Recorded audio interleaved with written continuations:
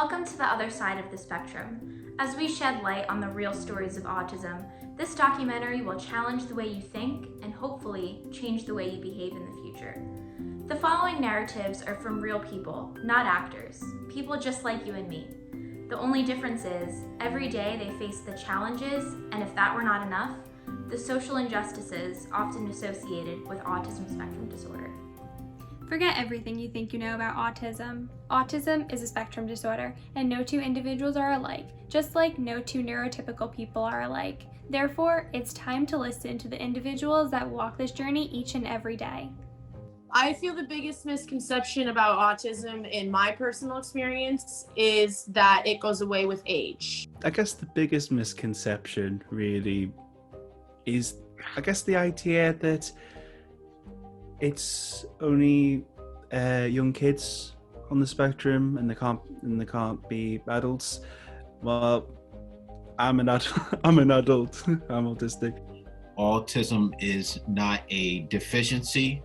Autism is what we train people to do when it comes down to public speakers, when it comes down to motivational speakers. We always tell somebody to think of outside the box, to look at life in a different reality than what is already stated here in order to be successful. Isn't it funny that these children, these adults, already do that? It would be a perfect world if we all spoke the same language and communicated the same way. Communication is most difficult for the autistic population, but that has nothing to do with intelligence, self-expression, or capability. Sometimes we learn more from silence rather than chatter. There were some moments of innocence where I couldn't understand people's sarcasm or jokes. I still can't. The doctor comes over and he starts trying to talk to me about what's going on, and I showed him the inside of my mouth where I thought the abscess was at the time. And he looks at it and he goes, "Oh, hang on a second, I can take care of that," and walks away and comes back about 30 seconds later with about an 18 gauge IV needle, a catheter type thing to drain my face. And he goes, "Tilt your head back and open your mouth." And I instantly went into panic mode. I was like, no. And like I started stimming and rocking. And I was telling him like, "No, I can't do this. Like, not in front of all these people. There's no way. Like, there was nothing blocking me and the patient next to me. There was just 30 other people staring at me have this meltdown with this doctor." So the nurse looks around and spots the doctor, and I watch the nurse walk over to the doctor and go, "Hey, the patient in chair 5 is ready for you to drain the abscess." And the doctor goes, "What now?" And the nurse had to repeat himself, "The patient in chair 5 with the face abscess, or the mouth abscess, is ready for you to drain it." And the doctor's response to the nurse was, "Oh no, I'm not doing that now because I don't want to get bitten." Humans are social creatures. Therefore, individuals with autism are also social creatures. So why is the social disparity between the disabled and typically developing populations so large? Exclusion batters the autism community, and the potential for this change rests in your hands. I grew up going to a church back when I was really little, and I invited everybody to my birthday party, and then they didn't invite me back to any of their places, like any of their parties or any of their hanging out. And I felt like it was really, really sad because nobody really include me in anything. I didn't know, it was autism. I thought it was just learning disabilities, but it was frustrating. I feel like she was excluded from a lot of opportunities from the school systems. Imagine waking up every day and attempting to combat communication barriers, sensory issues, and more in a society that moves at a different pace from you. Then imagine being bullied on top of it. 63% of individuals on the autism spectrum experience bullying. In a society that prides itself on diversity and inclusion, we need to do better. I guess Michael had stepped away from me, so you couldn't really tell that we were, together. And Michael was just having a hard time. And the woman behind me, a grown woman, was actually mocking my son and snickering and rolling her eyes and going like this with her head. I had a lot of people who would pretend to be my friends and then beat me up or bully me. I had teachers who said that I wasn't allowed in their classroom because I couldn't do the same work as other people, or I was a distraction, or that, I didn't fit into certain areas of the classroom.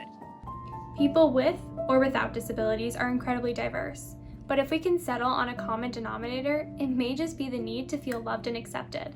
With love, acceptance, and belonging so vital to human nature, why is it such a missing piece in the road to autism acceptance? Do we ever stop and think about how this makes people feel? I want to be like Ellen, because I want to be like I want to give away stuff to people. I like being kind to people, and that's what we need to do today. Is like, go be kind to somebody. Go hold the door. Go buy somebody's drink at Starbucks. I don't even care. Go give away prizes during our show. I don't care. Go make the world a better place. Make people happy. People don't realize what our kids have to offer, and how unique they are, and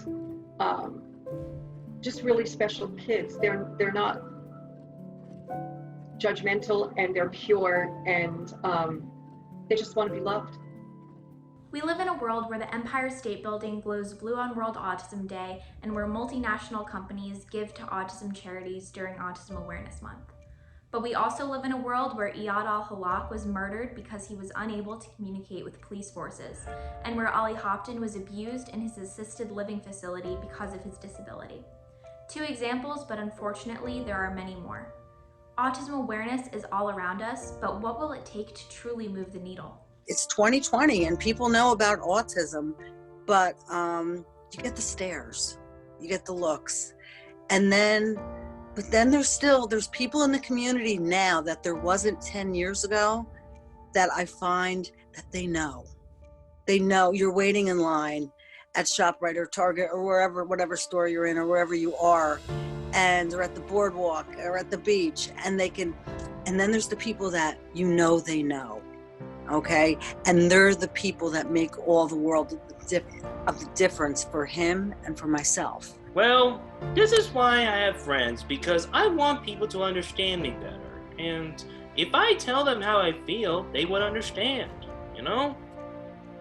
It's communication.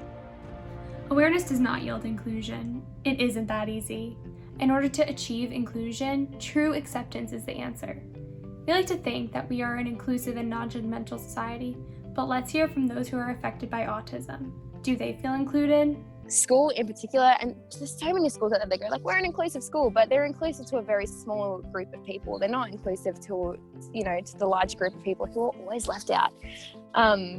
So yeah, there's been a lot of times in my life where it's been very obvious that I've been discriminated against or treated differently because of who I am. But I still enjoy socializing with my friends at my schools because, they treat me like a real human being. These conversations can be uncomfortable, but it's time to start having them. Together, we can turn this discomfort into a more comfortable place by turning awareness into acceptance and acceptance into action. People with autism deserve a seat at the table, and it's up to you to offer the chair. Don't wait for the person next to you to make the first move. It's not something you can physically see, just to really learn and really try to do your research, because nobody has all the we can't go based on the same rules and facts that we've had for years. There's always going to be new information and new things to really help us understand this disorder. I think we should be a team player and just help each other and build a bridge that we can connect to each other. I want to live in a world where people would be like, hey, we have a lot of good people, and just have a good society where you feel comfortable and be like one person can say, hey, and the other's like, hey, what's up? Just These stories are real. They occur every year, every month, every week, every day, and every minute. Gandhi's message to be the change you wish to see in the world has never been more relevant. You have the power to begin moving the needle in the direction towards true inclusion, acceptance, and respect. Go to the Morgan Marie Michael Foundation to learn more and become an ambassador of acceptance. Thank you.